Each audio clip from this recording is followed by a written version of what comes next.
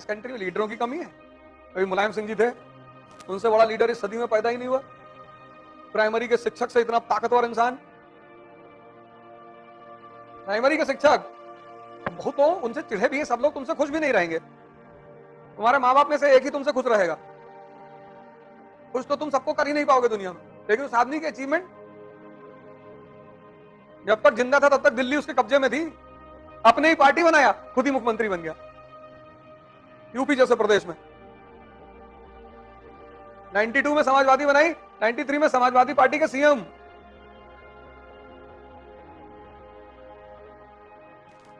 Primary का teacher, कोई Gandhi family का आदमी नहीं। लेकिन जब सम्मान मिलता है तब आदमी को बहुत जागरूक रहना चाहिए। सम्मान मिलने वाले को बड़ा अच्छा लगता है, लेकिन सबसे ज्यादा खतरा उसको होता है। सम्मान अहंकार पैदा करता है, अहम, और अहंकार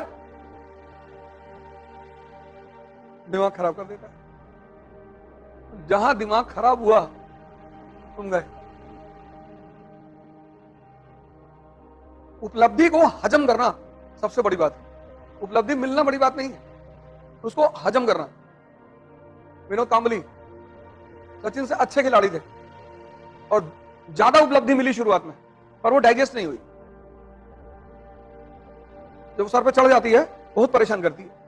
शराब तो कम परेशान करती, वो ज्यादा करती। कुछ लोगों को तुम देखोगी उपलब्धि मिल गई तो चलने का अंदाज बदल गया, बात करने का अंदाज बदल गया। ऐसे खड़े हैं बाजार में तो तुमको देख के लग जाता है कि देखो इसका दिमाग खराब हो रहा है। चलो भगवान आपको तरक्की दे। मानव के जीवन की जो सबसे महत्वपूर्ण चीज है वो है एजुकेशन। बशर्ते एजुकेशन एनलाइटनमेंट के लिए हो, एम्प्लॉयमेंट के लिए ना हो। इस बात को मैं बार बार बोलता हूं। एजुकेशन, एम्प्लॉयमेंट तो बहुत छोटी चीज है, दिलाई देगी। बड़े सारे लोग हैं जो कभी नहीं पढ़े, एसी बनाने का काम सीख लिया, अच्छा पैसा कमाते हैं। फ्रिज बनाने का काम सीख लिया। बड़े सारे ये जो स्कूटर बाइक वगैरह बनाते हैं, आप देखो उन बच्चों को, बहुत अच्छा पैसा कमाते हैं, बहुत अच्छा पैसा कमाते हैं। उसमें से बहुत सारे लोग पढ़े ही नहीं है। तो हमारी गाड़ी जो बनाता रहीम, वो कभी स्कूल ही नहीं गया। उसकी पर मंथ की इनकम 10 लाख 15 लाख ऐसे ही है। कारें बनाता है सिर्फ, हर सब तरह की। वो कैश पैसा लेता है, जीएसटी देता नहीं, और मोदी जी को गाली भी देता है। हम तो कहते हैं बेवकूफ, मोदी जी तेरे लिए तो फायदेमंद है। और क्यों? हमने कहा हम 18% जीएसटी देते हैं क्योंकि हमको सारा पेमेंट होता है चेक में और तुम लेते हो कैश में। बड़ी मुश्किल से मुझे पता चला कि इसका अकाउंट भी है। पहले के भैया मेरा कोई अकाउंट नहीं, भैया खाता खोला ही नहीं। फिर भी उसका लड़का मिल गया मुझे। मैंने कहा वो तेरे पापा का अकाउंट खुलवाना है, गवर्नमेंट का ऑर्डर है कि जितने भी लोग गाड़ियां बनाते हैं सबका अकाउंट खोला जाएगा। कहा है तो उनका अकाउंट। मैं कैसे? हम लोग की स्कूल फीस चेक में ही जमा होती है। तब मैंने इससे कहा, मैंने कहा वो तेरा अकाउंट। अरे भैया, शिक्षा का उद्देश्य यही था कि तुम्हें बताए कि चीजें ये क्या है, ये क्यों है, ये कैसे है, तभी तो ये खुलेगा। अभी तुम्हारे सामने एक बहुत बड़ा शिक्षक दिन भर टहलता रहता है, तुम उसे देखते ही नहीं हो। बहुत बड़ा शिक्षक, बहुत बड़ा गुरु, तुम उसे देखते ही नहीं। और उसको दिन में एक बार देख लो, रिक्शा वाला। कोई नहीं कहता पूरे भारत में कि मेरा रिश्तेदार रिक्शा चलाता है। किसी ना किसी के तो होंगे ही। हमारे भी होंगे, तुम्हारे भी होंगे, लेकिन ना हम कहेंगे ना तुम कहोगे।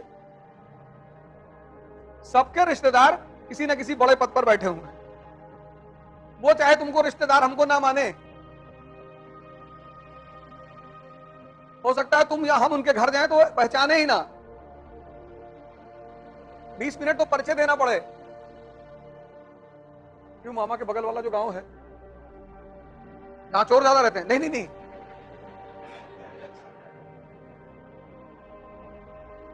मानवीय प्रवृत्ति है ये मानवीय प्रवृत्ति है। ये गुरु है।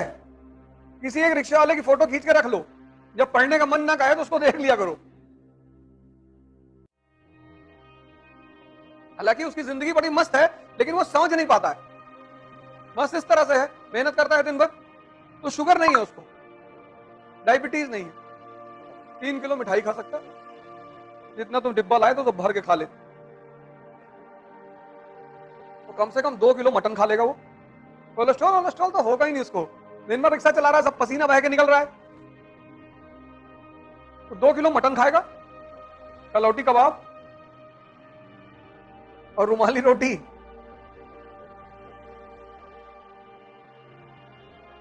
वो कानपुर में एक से एक बिरयानी वाले हैं, लेकिन उसको इस बात की खुशी नहीं है, उसको दुख है कि मेरे पास पैसा नहीं।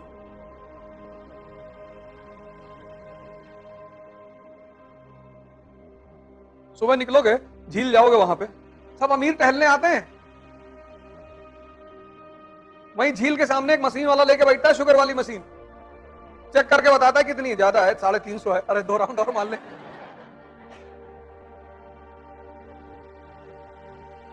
वहां तुमको कोई मजदूर नहीं मिलेगा, वहां तुमको कोई रिक्शा वाला नहीं मिलेगा, मिलेगा ही नहीं। तो ये जो आदमी है, इंसान, इसीलिए इसको दिमाग दिया गया कि भैया तुम किसी चीज को ऐसे मत मानो, हर चीज के पीछे एक रीजन है, उस रीजन को पता करो। कोई भी सब्जेक्ट जब आप पढ़ते हैं, आप जब स्कूल में थे तो आप किसी चीज को पढ़ते थे परसेंटेज के लिए, इसीलिए पढ़ाई आपके लिए जहर बन गई थी, क्योंकि आपके दिमाग में एक चीज रोटेट होता था कि मुझे परसेंटेज लाना है तभी दिल्ली यूनिवर्सिटी में एडमिशन होगा। और ये जो पढ़ाई होती है परसेंटेज के लिए, इसका कोई परिणाम नहीं होता, ये बेकार की पढ़ाई है। ये दुनिया की सबसे वाहियात पढ़ाई है परसेंटेज वाली, क्योंकि ये डिप्रेशन का शिकार कराती है लोगों को। परसेंटेज, जिस देश में कंपटीशन होता है हर एग्जाम में, वहां परसेंटेज की क्या वैल्यू है? जब तुम्हें फाइनली कंपटीशन लेना ही है, SSC, banking, NDA, CDS, IAS, PCS, सब में, तो क्या मतलब है कंपटीशन से? तो परसेंटेज से क्या मतलब है? परसेंटेज का मतलब था 1960-70 में, जब परसेंटेज के आधार पर नौकरी मिलती थी, अभी उसका कोई रोल नहीं। ये जो पढ़ाई है, ये यूजलेस पढ़ाई है, इसमें आपका दिमाग एक्टिव नहीं हो पाता कि यार ये मैं क्यों कर रहा हूं। आपको लगेगा कि चलो मान लो 98% आ गया तो जीवन में क्या परिवर्तन होगा, लेकिन जब आप किसी सब्जेक्ट को इसलिए पढ़ते हैं क्योंकि वो सब्जेक्ट आपके लाइफ में भी यूजफुल है।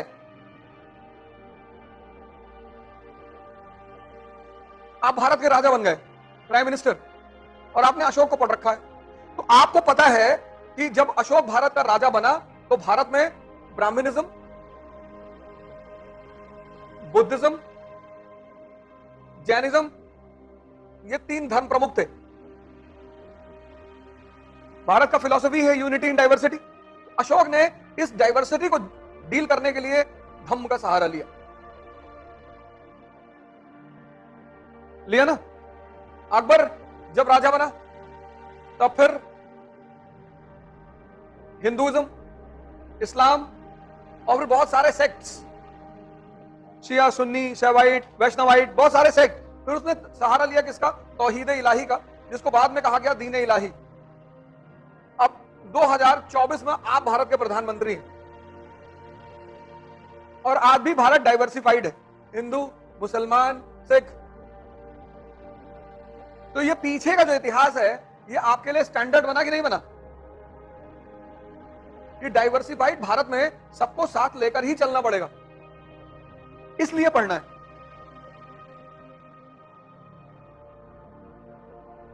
इसलिए पढ़ना है। सहारा डेजर्ट में अगर तुम पेप्सी की फैक्ट्री लगाओगी चलेगी, आइसक्रीम की फैक्ट्री लगाओगी चलेगी, चलेगी ना।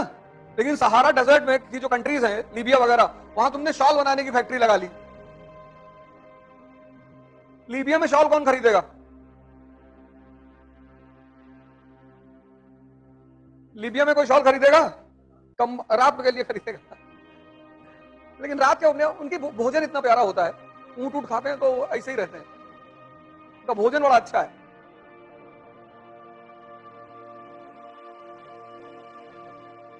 अब जहां के लोग सबसे ज्यादा कम नहाते हैं, वहां सबसे ज्यादा किसकी बिक्री होगी? परफ्यूम की, इत्र की। परफ्यूम की सबसे बड़ी मार्केट है यूरोप। 4 महीने बर्फ से ढका हुआ यूरोप, कोई नहाता ही नहीं, बहुत कम तो हाथ धुलते हैं लोग, पानी आता ही नहीं, बर्फ जमी होती चारों तरफ। तो जो लोग नहाएंगे नहीं 10-10 दिन, परफ्यूम लगाएंगे। लेकिन इधर पूर्वांचल में 2 टाइम नहाते हैं, सुबह नहाते हैं, शाम को भी नहाते हैं कुछ लोग, पानी इतनी ज्यादा है। तो ये सारी बातें तुम्हें ज्योग्राफी पढ़ने से क्लियर होगा। ऐसे जैसे मैंने यहां लिखा ना मॉडर्न वर्ल्ड हिस्ट्री क्यों पढ़ें, ऐसे तुम लिखो ज्योग्राफी क्यों पढ़ें। तो ज्योग्राफी 2 पार्ट में डिवाइडेड है, फिजिकल ज्योग्राफी, ह्यूमन ज्योग्राफी। तो तुम्हें समझाएगी कि इकोनॉमी और ज्योग्राफी का कितना गहरा संबंध है। फिर इकोनॉमी क्यों पढ़ें, अब तुमने इकोनॉमी पढ़ लिया, अब बिहार की जो पॉलिसीज तुम्हें बनानी है, यूपी की बनानी है, पंजाब की बनानी है, तो उनके इकोनॉमिक स्ट्रक्चर पे तो पॉलिसी बनाओगे। तो आप किसी चीज को परसेंटेज के लिए नहीं पढ़ना है, आप किसी चीज को उसकी यूटिलिटी के लिए पढ़ना है कि इसकी उपयोगिता क्या है, ये मुझे पढ़ने के बाद कितना काम आएगा।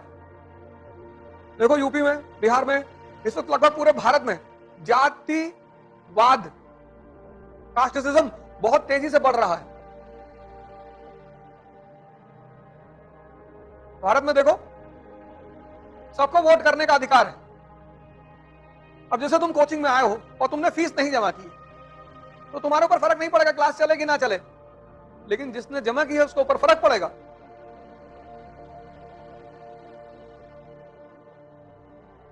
तो भारत की बहुसंख्यक जनता अभी नहीं जानती कि वोट किस लिए दिया जाता है, वोट किसके लिए दिया जाता है, जानती ही नहीं। तब जानती ही नहीं किस लिए दिया जाता है, किसके लिए दिया जाता है, तो 500 रुपया उसको बहुत बड़ा लगता है। जिस व्यक्ति को, जैसे मान लो तुमने सोने की घड़ी पहन रखी है, तुमको पता ही नहीं सोने की है, तुमको पता है घड़ी है, किसी ने कहा 2 लाख रुपया देंगे, अरे तुमने कहा लो यार। जिसकी कीमत नहीं पता होती उसी को तो लोग औने पौने दाम में बेच देते हैं। इस देश के बहुसंख्यक लोगों को वोट की कीमत ही नहीं पता। तो एक बोतल 500 रुपए में दे दी, ले जाओ। औरत ने कहा तुम्हारा तो फायदा हो गया, हम काहे करें, उसको भी साड़ी पकड़ा दिए ले जाके, वो भी दे आई।